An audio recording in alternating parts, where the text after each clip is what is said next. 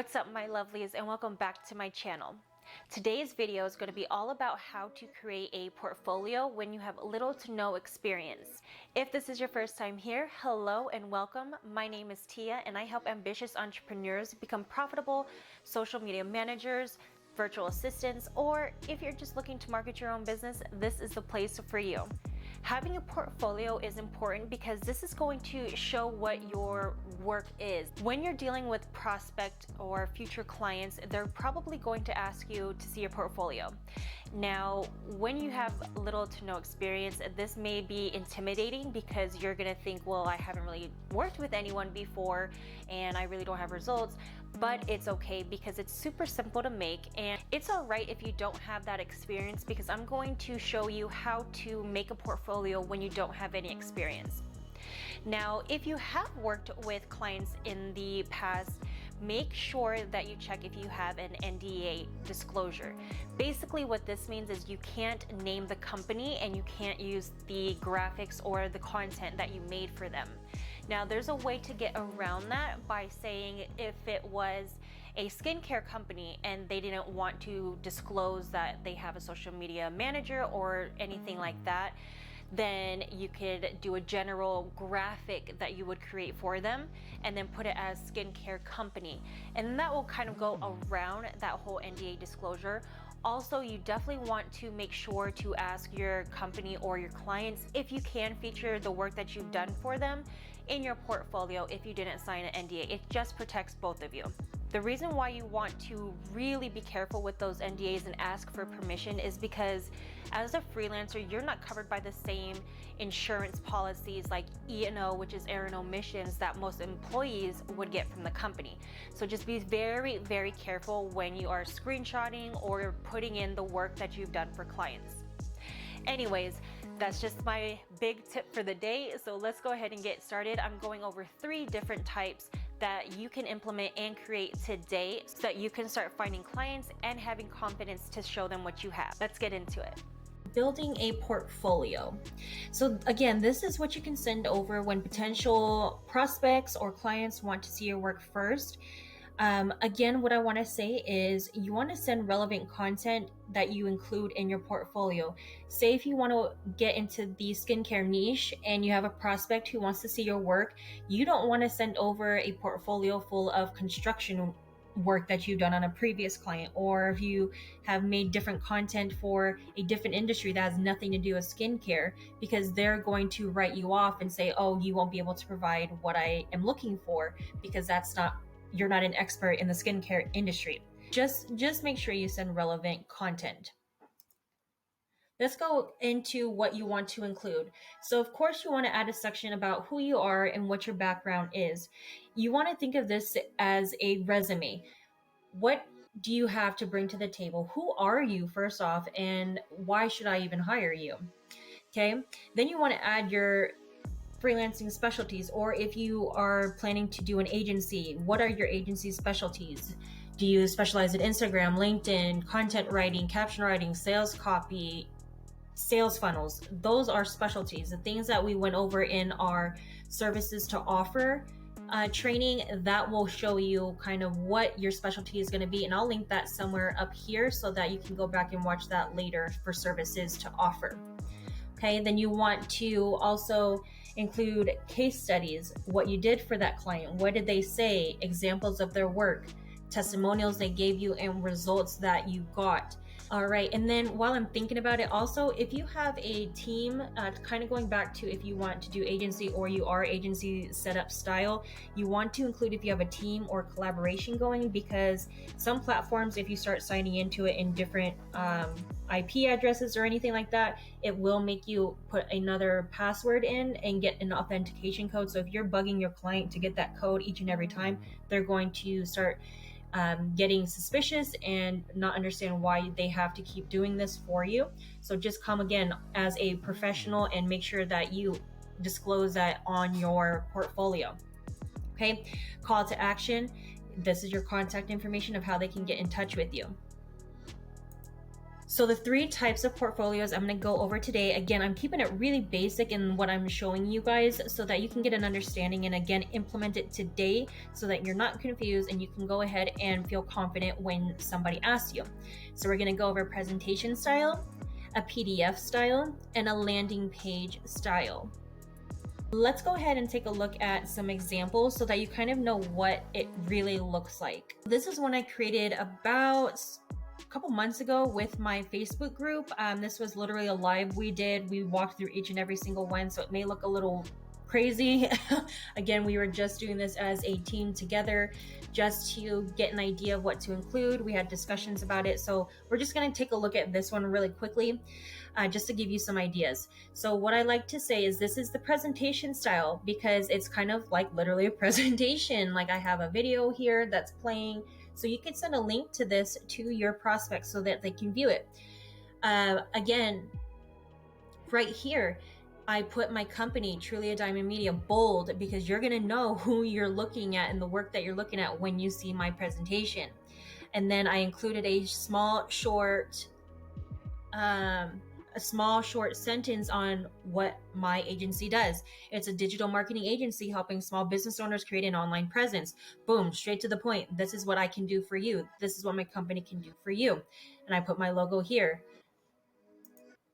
Okay, so this is an example of content creation. So increasing brand awareness on social media platforms, skincare company, financial assistant, R&B singer.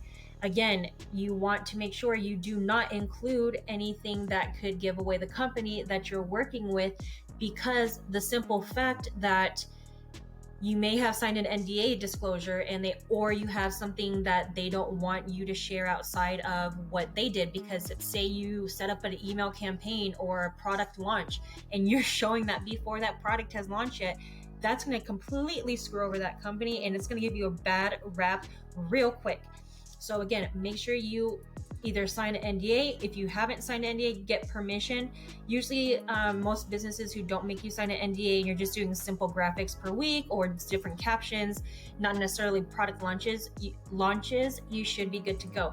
But again, just for the purposes of making sure that you don't jeopardize your reputation, I would go ahead and block out that information. If for some reason this was like a part of a product launch right here, you would definitely not want to include that in this at all, but this wasn't. Okay, my agency does digital audits, so I included a quick screen share of when I did a digital audit for this company. We analyze current social media platforms to better increase revenue. So let me just tell you, with digital audits, you can actually charge $500 to $1,000 or more to run these digital audits. Now, these are super intense. They go into literally every single platform that a company has. It looks at analytics. I include everything. I include screen captures of the analytics that's performing on Google searches and the SEO optimization, and there's completely other software that you need for that, but for purposes of that's what I do, that's what I include, that's why I put it here, because this is something that I do. So if you don't know how to do digital audits, then don't include it. Creative services, again, threw in some IG highlights that I made recently from them, just real simple stuff to throw up on here. So again, if you do that, graphics, go ahead, real simple, nothing fancy, just threw it up on here, branding through Instagram, highlight covers. This one is another example of things you can include in your presentation style. Here, again, you want to be bold. If you're your own company and you're just freelancing, you don't have an agency, you didn't set up anything fancy, put your name. Again, think of it as a resume. Up here, social media manager. You could put social media strategist. You can put social media marketer. Whatever you want to put, virtual assistant. Anything that you want to put here that just identifies what kind of work that we're going to anticipate, do that here. Again, portfolio work, super simple. Okay, who am I? This is going to be the blurb about who you are. So hello, I'm blah, blah, blah. Oh, okay, not blah, blah, blah. Hi, I'm Tia. So insert your title. I am a social media strategist. Write a short blurb about my background. Who am I? First of all, why should you work with me? And what can I bring to the table? Like really get into it about because this is like a 2-second thing. Like they're going to see it, they're going to read it, they're going to judge you right on that. So make sure you put your best foot forward. Who are you? Okay. Why you over somebody else? Okay. I have blank years of experience. Include your experience in field or relevant skills here. So again, right here, you may think, well, I don't have any prior skills. It's my first time with social media management. I understand. I believe you. I was in the same spot, but think about when we did that services to offer, and I'll link that up here somewhere so that you can go back and watch it if you haven't, because that's going to take a deep dive into what you can offer.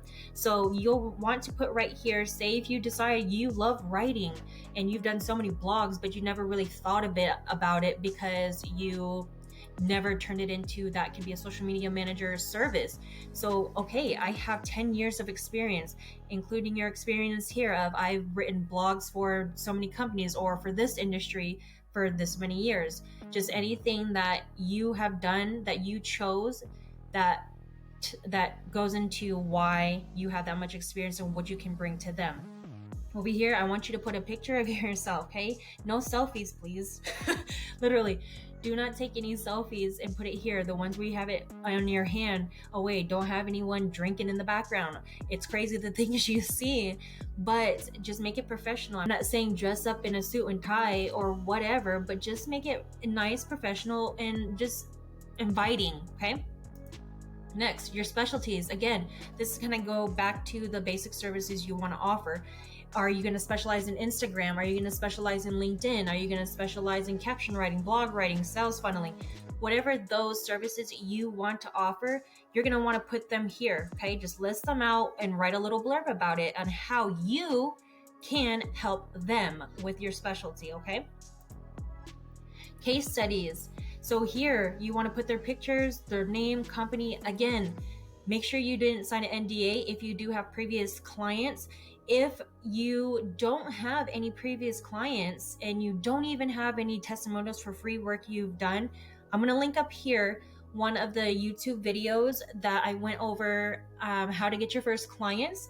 And in there's going to be a mini template that you can download to get free testimonials, because trust me, there are so many people that will take advantage of that and say you do like 2 weeks of work or something in exchange for a testimonial, and then you can add that as a case study. And then you're going to go through what their problem was. They weren't consistent on social media because they were too busy on the forefront of running their business. What did you do? You implemented a content calendar and strategic approach on what to post. Then their review or testimonial, you're going to add right here. What did they say about you? Okay. The one thing you don't ever want to add when you do case studies is add something that says step by step what you did. Do not do that, because you're basically giving them a free strategy and you don't even know it. So just make sure you put a blanket statement of how you helped them. Okay. Examples of work and results. So this kind of goes back to the previous example. So if you want to add graphics, you can do that here. Caption writing, if you want to add your work here, do that. If you have before and after pictures and metrics for website optimization or website design, add that here. This is all for you to add and brag about yourself, okay? Okay, now you have your contact information. This is your call to action at the very end.